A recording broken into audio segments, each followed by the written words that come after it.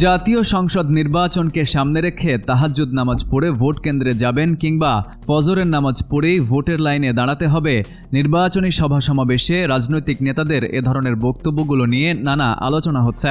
প্রশ্ন উঠছে, মধ্যরাতে তাহাজ্জুদ নামাজ পড়ে কিংবা ভোরে ফজরের নামাজের পরই ভোট কেন্দ্রে গিয়ে লাইনে দাঁড়ানোর জন্য কেন বিভিন্ন দলের শীর্ষ নেতারা তাদের সমর্থকদের আহ্বান জানাচ্ছেন।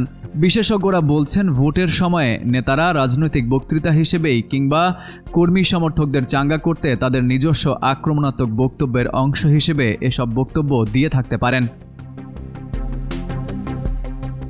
তবে তাহাজ্জুদ বা ফজরের পর লাইনে দাঁড়ানোর প্রসঙ্গটি এমন সময়ে এলো যখন ভোটের আলোচনায় 2018 সালের নির্বাচনটি রাতের ভোটের নির্বাচন হিসেবে এখনও আলোচিত হচ্ছে। এর বাইরে বিভিন্ন সরকারের সময়ে দেশের অধিকাংশ নির্বাচনেই কমবেশি কেন্দ্র দখল ও কারচুপির মতো অভিযোগ উঠেছিল।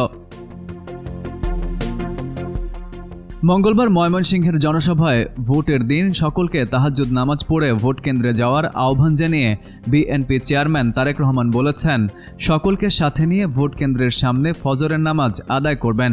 আর ভোট দিয়ে সাথে সাথে চলে আসলে চলবে না, থাকতে হবে কড়াই গণ্ডায় বুঝে নিয়ে আসতে হবে। তারেক রহমানের বক্তব্যের পর পাল্টা বক্তব্য এসেছে জামায়াত জোটের নেতাদের দিক থেকেও। মাগুরায় এক পথসভায় জামায়াতের আমির ডাক্তার শফিকুর রহমান বলেছেন, আপনারা চারদিকে খেয়াল রাখবেন, আগামী 12ই ফেব্রুয়ারি ভোটের দিন কোনো চিল ছো মেরে ভোট নিয়ে যাবে তা হবে না। লক্ষ্মীপুরে এক সমাবেশে এনসিপির আহ্বায়ক নাহিদ ইসলাম বলেছেন, বলা হচ্ছে তাহাজ্জুদ নামাজের পর ভোট কেন্দ্রে উপস্থিত থাকতে।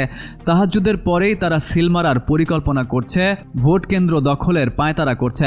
ঐক্যবদ্ধ বাংলাদেশের নেতাকর্মীরা এসব ষড়যন্ত্র রুখে দেবেন। নির্বাচন বিশেষজ্ঞ ডক্টর আব্দুল আলিম বলছেন, তাহাজ্জুদ বা ফজরের পরের কথা বলে নেতারা তাদের সমর্থকদের সকাল সকাল কেন্দ্রে আসতে হয়তো উদ্বুদ্ধ করতে চাইছেন।